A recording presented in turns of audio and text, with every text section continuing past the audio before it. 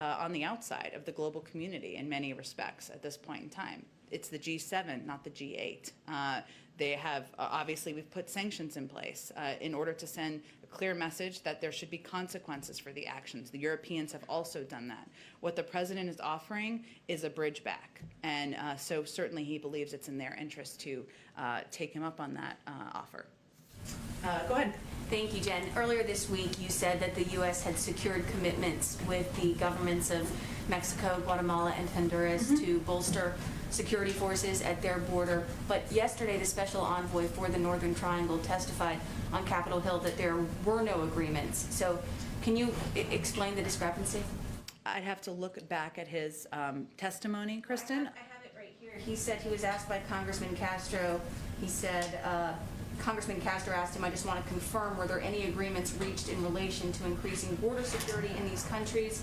And the special envoy said, no, there were no agreements concluded with governments regarding border security. Well, whether or not it was a formal agreement, which it was not, and I never conveyed that it was, these were steps that these countries indicated they plan to take to increase personnel and security to reduce the number of migrants coming across the border. Those are steps they've taken on the ground. Just to be clear, are these new commitments that the Biden administration has secured, or were they already in existence? We never described it as a formal declaration or a formal agreement, but additional steps that they were taking to increase personnel at the border. And those are steps that you can confirm with those countries that they have taken.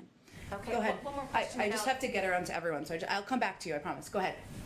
If I can go back to gun safety legislation on the Hill, we're hearing you talk over and over again about the president's support of the House bills, but right now it just doesn't seem like you guys have those votes in the Senate. But we've heard from some Republican senators a willingness to work on a more limited package around background checks. So why not pitch something a little bit more limited, try to get something across the finish line? Is the president willing to engage on a more targeted background check bill?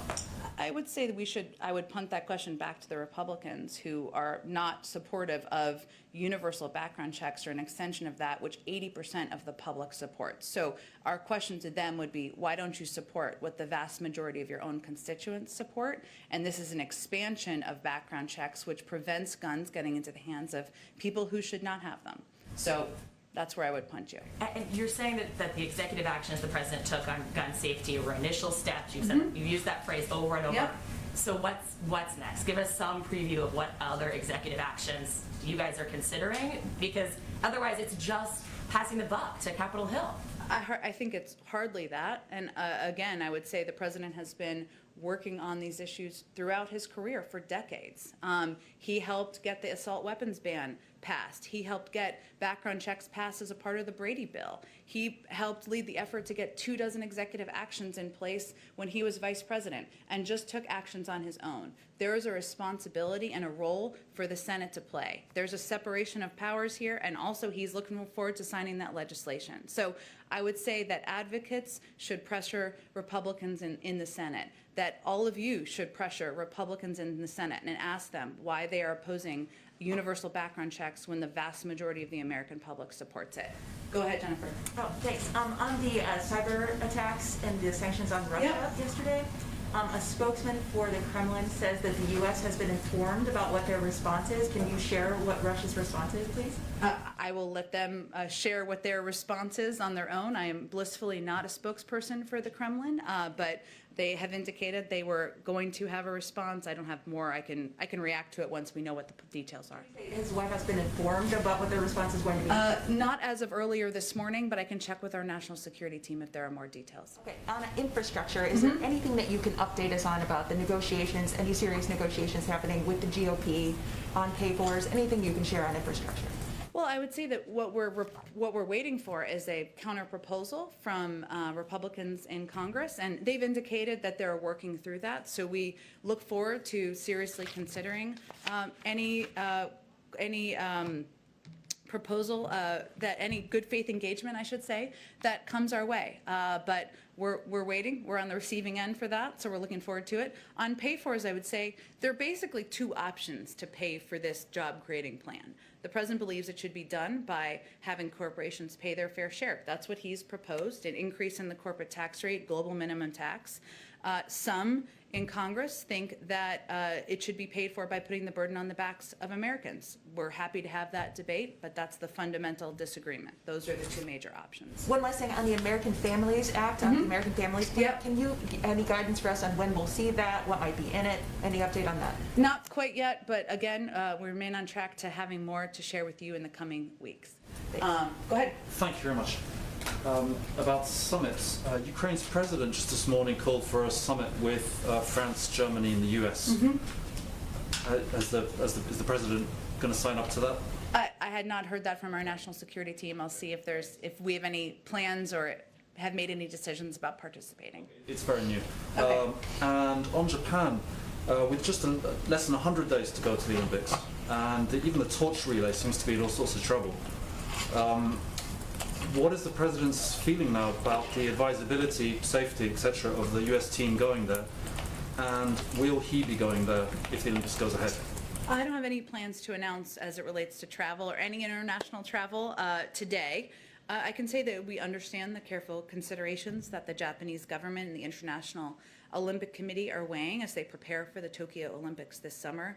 The government of Japan has stressed that public health remains the central priority as they plan to host the Games. Tokyo has assured us they will keep in close contact with Washington as their plans develop. But I don't have any more beyond that. I'm sure it will be discussed today, and you all may ask them during the press conference later this afternoon. Okay, can I just one more Japan question, please, since it's Japan? Go ahead. The president obviously has the environment high on his list of priorities. So will he be talking to the Prime Minister about the plan to discharge, I think it's like 1 million tons of contaminated water from the Fukushima plant, which a lot of countries in the region, and I think the UN as well, have said is not a great idea. What's his position? I expect that will be discussed. I will also convey that the Prime Minister has announced that he will join the United States in announcing a new 2030 target by the April 22nd Leaders Summit on Climate. And Japan is committed to this target and being a part of the effort to reach net zero targets by 2050. But I expect there'll be more of a readout following the meeting today. Go ahead. Thanks, Jen. I was wondering if the president had actually watched the Adam Toledo video, and then also what his reaction was to it.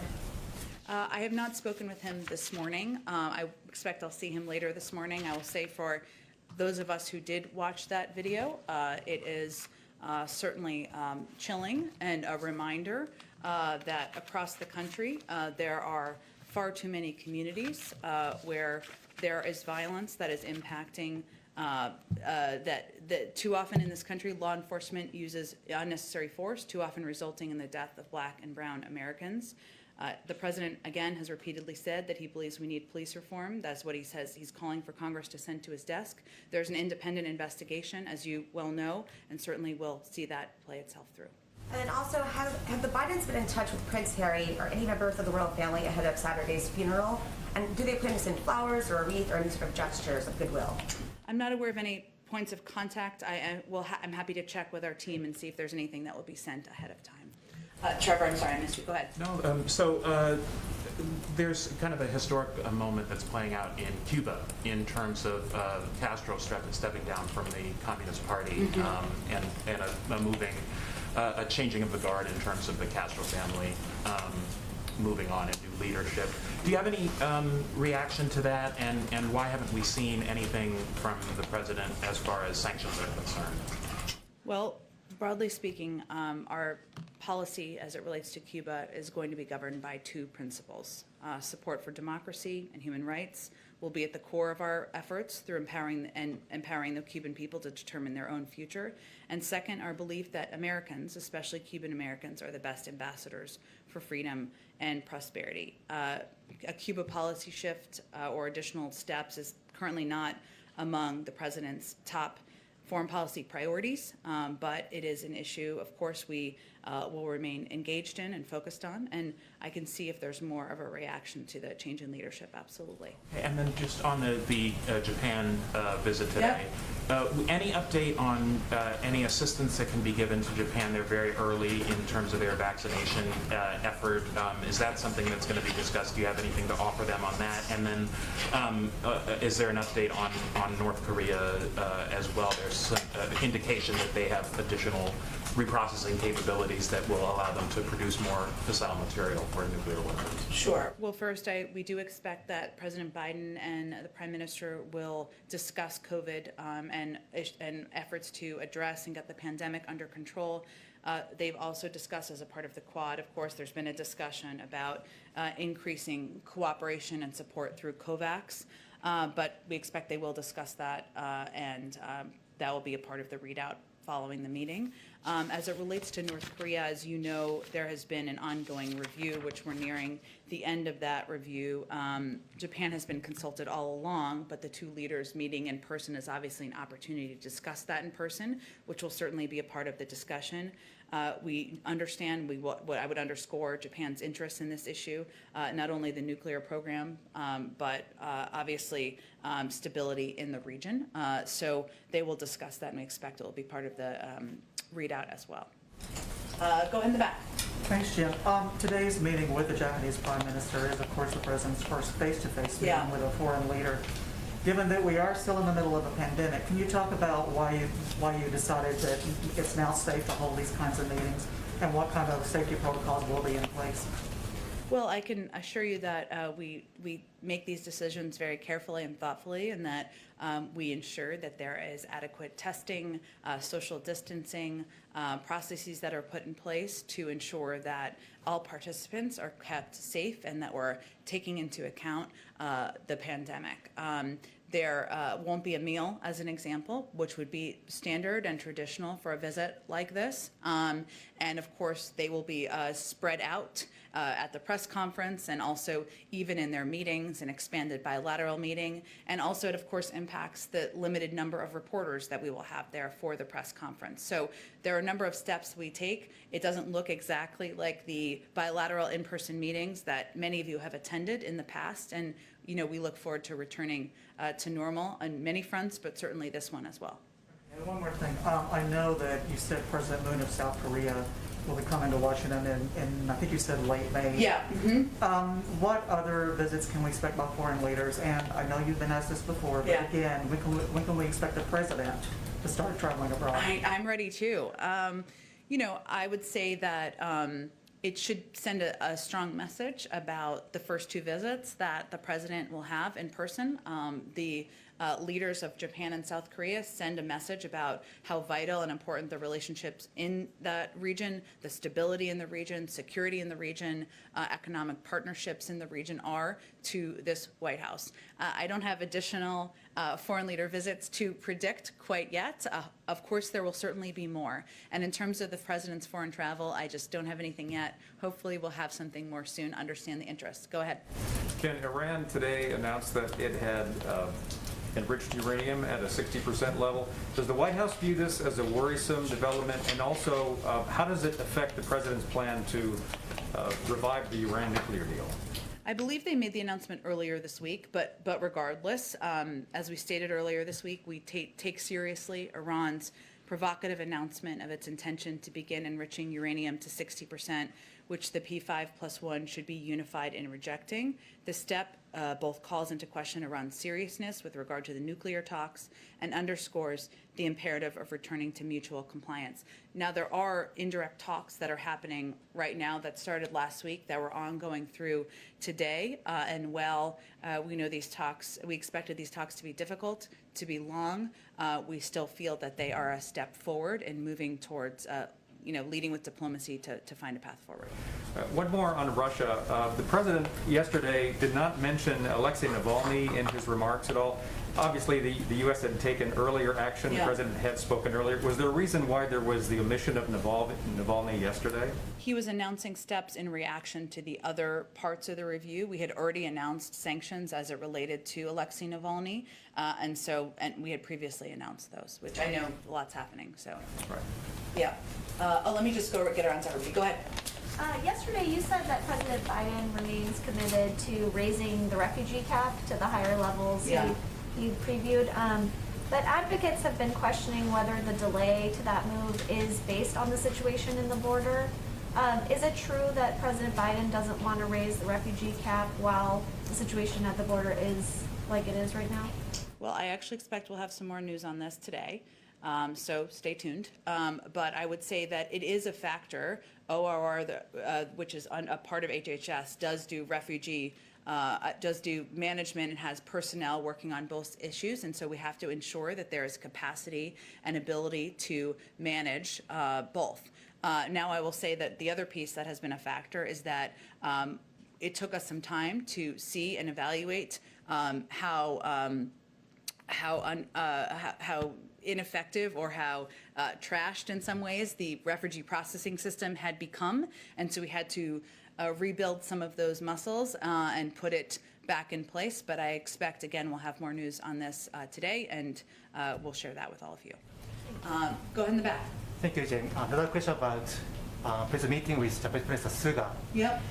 Yesterday, senior officials say Taiwan will be on the joint statement. Can you talk more about Taiwan? Or are you going to say be patient, stay tuned, wait until joint statement, or? Well, we've been clear publicly and privately about our growing concerns about China's aggression towards Taiwan. China has taken increasingly coercive action to undercut democracy in Taiwan, and we've seen a concerning increase in PRC military activity in the Taiwan Strait, which we believe is potentially destabilizing. Our common position on Taiwan with the Japanese aligns, and our Secretary of Defense and Secretary of State have made statements to that that are consistent with that over the past weeks as well. To elevate that. But of course, we'll have again a press conference, we'll have a joint statement, and I'm sure they will address that following the meetings. Go ahead in the back. Thanks, Jen. The U.S. ambassador to the UN, Linda Thomas-Greenfield, talking to her group on Wednesday, essentially said that white supremacy is woven into our founding documents and principles. Now, this statement is getting widely criticized as essentially parroting Chinese Communist Party talking points. So is the president going to remove her from her position as the representative before that body to promote United States values? Is the president going to remove an African-American woman with decades of experience in the Foreign Service, who's widely respected around the world, from her position as ambassador to the UN? He is not. He is proud to have her in that position. She is not only qualified, he believes she is exactly the right person in that role at this moment in time.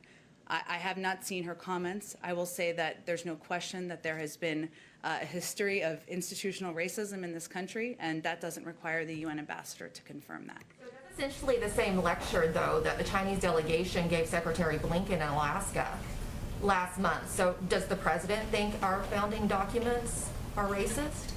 I would say that I will leave my comments to speak for themselves, and certainly I think most people recognize the history of systemic racism in our country, and she was speaking to that. Go ahead, and I promise Kristen to get back to her too. Go ahead. Sure. A quick question and then a longer one. In terms of, you said the president had been tested for COVID-19 today. Yeah. Has that been regular, or is that specifically part of the protocols for today's foreign leader? He's tested every couple of weeks, and we try to provide those on a timely manner, the updates. Today was the most timely, so we will continue to try to do that moving forward. And then I wanted to ask you about some new reporting from one of my colleagues, Okay. Carol Lee. She has a new piece about secret Facebook groups that are primarily composed of special forces, which include some of the postings, very racist language, criticism of the government, even some QAnon-type conspiracy theories. I wonder if you had a reaction to the report, and also if you could give an update on the tasking that the president had issued for some of the intelligence community as well as DHS on domestic extremism. Yeah, so it is a 100-day Floated the idea of splitting it between, just a traditional where a jobs plan is going to be set. Get these big ideas he's put forward, this historic investment.